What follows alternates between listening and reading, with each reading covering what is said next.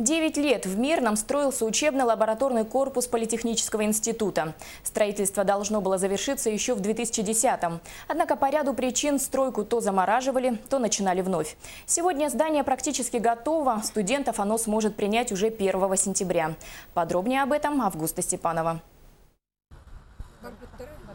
У директора Политехнического института Альбины Гольдман сегодня весь день расписан. Среди важных пунктов – визит на строительную площадку. Учебно-лабораторный корпус – один из самых известных долгостроев Мирного. Ее возведение ждали почти 9 лет.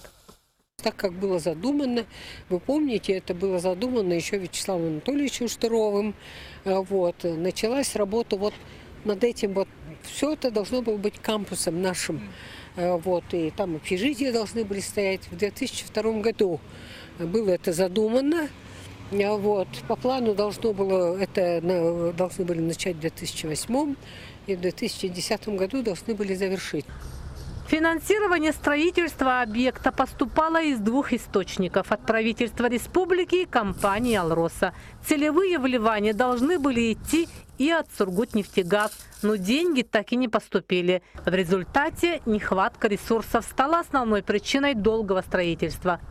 Людей сейчас на данный момент здесь около 60 человек. То есть на каждом этаже работают люди, быстрее хотим закончить. Все работают, стремятся. Внутри уже все окрашено, то есть установлены двери, ведутся сейчас работы по слаботочным системам.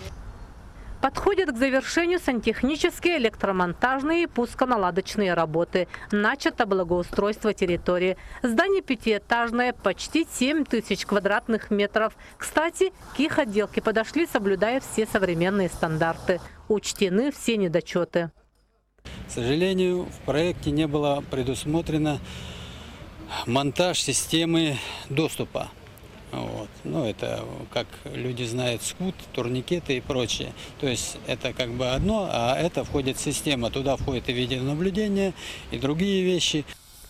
Сегодня на это дело в срочном порядке изыскиваются средства. Преподаватели и студенты надеются, что вопрос в ближайшем времени решится, и в июле объект будет готов к вводу в эксплуатацию.